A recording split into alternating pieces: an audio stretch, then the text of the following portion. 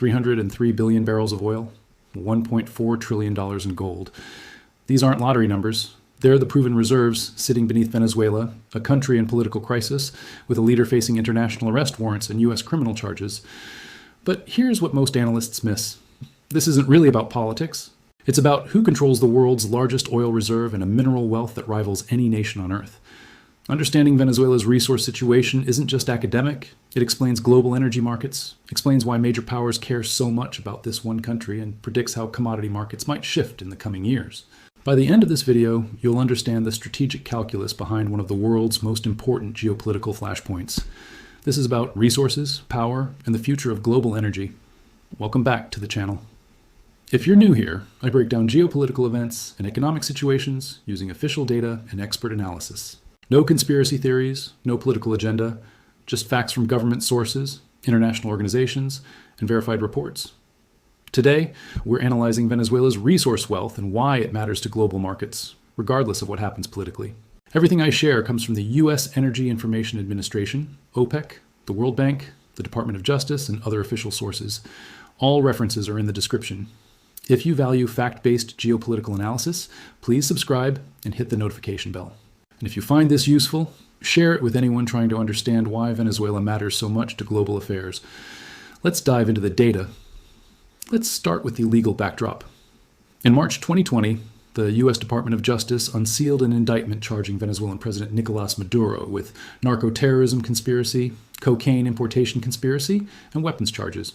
According to the Justice Department, Maduro and other Venezuelan officials partnered with international drug trafficking organizations, including the Sinaloa cartel, to use cocaine as a weapon against the United States.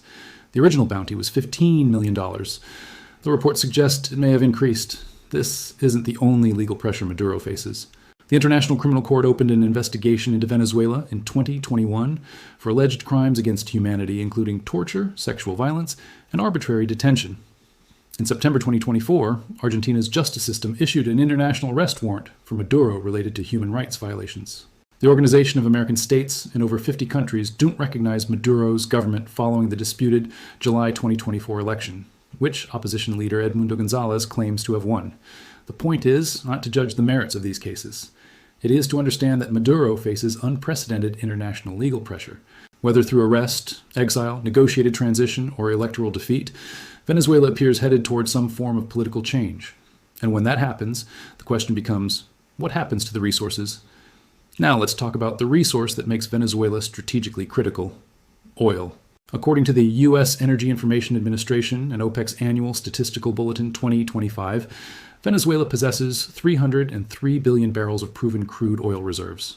That's 18% of the world's total. It's more than Saudi Arabia's 267 billion barrels, more than Iran's 209 billion, more than Canada's 163 billion.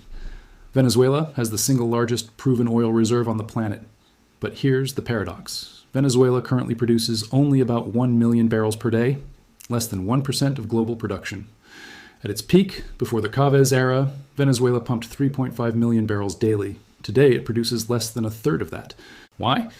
Decades of underinvestment, mismanagement, sanctions, and infrastructure decay have crippled the industry. The state oil company PDVSA has publicly stated that its pipeline infrastructure hasn't been updated in 50 years. Industry estimates suggest it would require $58 billion just to restore production to previous peak levels. Equipment is obsolete. Refineries break down regularly.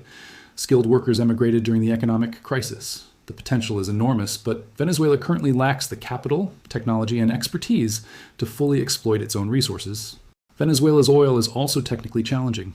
Most of it is extra heavy crude from the Orinoco Belt, thick, difficult to extract, and requiring specialized refining. It's not like Saudi light sweet crude that flows easily and refines simply. Producing Venezuelan oil at scale requires significant technical expertise and investment. This creates a strategic opportunity for whoever gains access. American oil companies like Chevron, ExxonMobil, and ConocoPhillips all had operations in Venezuela before sanctions intensified. They understand the geology and possess the technology needed. If political conditions change and sanctions lift, we could potentially see Venezuelan oil production climb back toward historical levels over 5 to 10 years, though experts caution this won't happen overnight. Beyond oil, Venezuela possesses extraordinary mineral wealth that often gets overlooked. According to recent data, Venezuela currently holds approximately 161 metric tons of gold in its central bank vaults, valued at roughly $22.5 billion at current gold prices.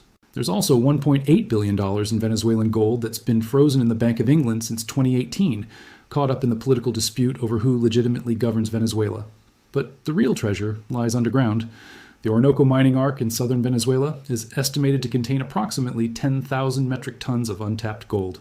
At current gold prices, which hit record highs in 2025, that represents over $1.4 trillion in potential value. Venezuela has Latin America's largest gold reserves, and the vast majority remains in the ground. And it's not just gold.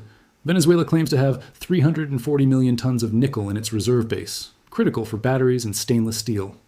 The country has an estimated $100 billion in coltan deposits, which is essential for electronics manufacturing, including smartphones and computers.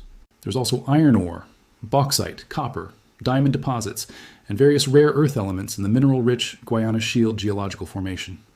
With gold prices surging, Bank of America targets $5,000 per ounce, and the global energy transition driving demand for battery metals and critical minerals, Venezuela's mineral wealth has never been more strategically valuable.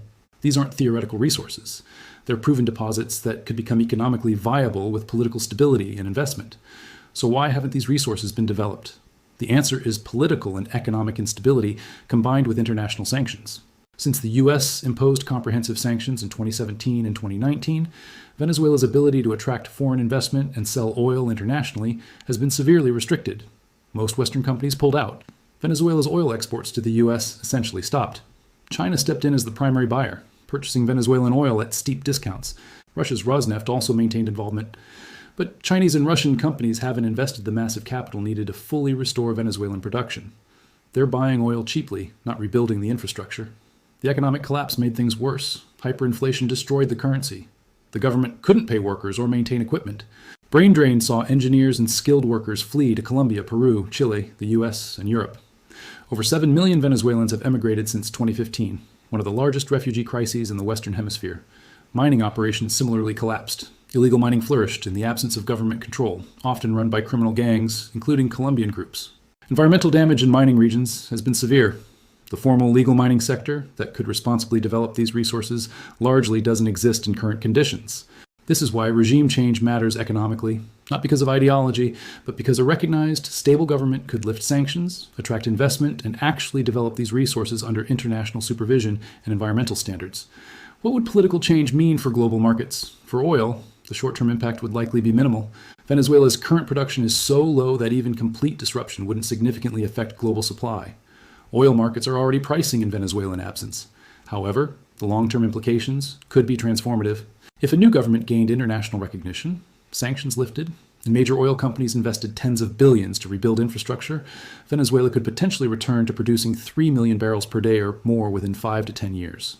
That level of supply would make Venezuela a significant player again, potentially helping to moderate global oil prices, though lower prices might discourage some US shale production.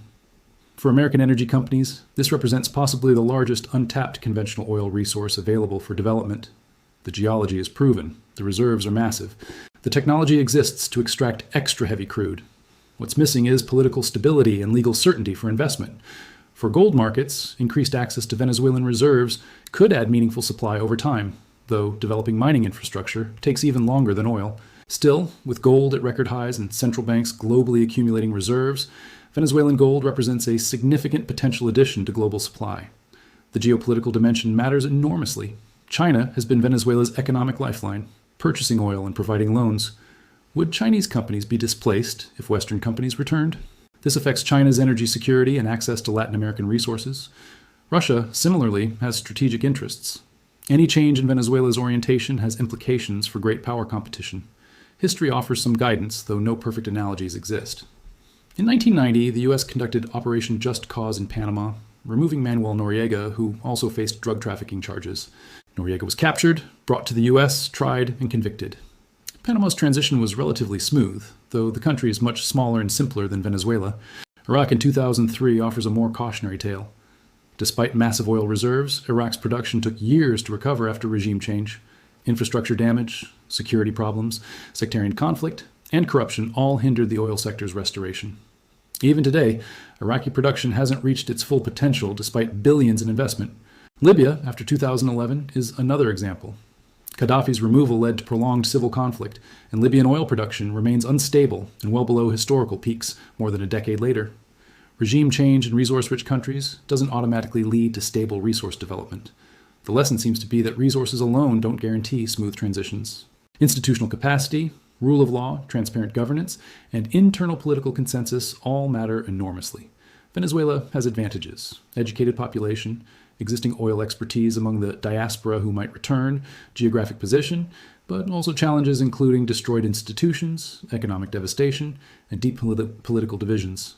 What happens next in Venezuela will likely depend on whether political change occurs through negotiation with institutional continuity or through collapse and contested power struggles. The resource wealth provides incentive for stability. Everyone wants to benefit from oil and gold, but history shows that incentive alone is not always sufficient. Venezuela's 303 billion barrels of oil and $1.4 trillion in gold aren't just numbers. They're the reason this one country matters so much to global geopolitics. Whatever happens politically, these resources will shape outcomes. They affect energy markets, commodity prices, great power competition, and the future of Latin America. Understanding the resource dimension helps you understand why so many countries care so deeply about Venezuela's future. If this analysis helped clarify this strategic situation, please like, subscribe, and share. Comment below with your thoughts on how this might unfold. Thanks for watching, and I'll see you in the next analysis. Stay informed.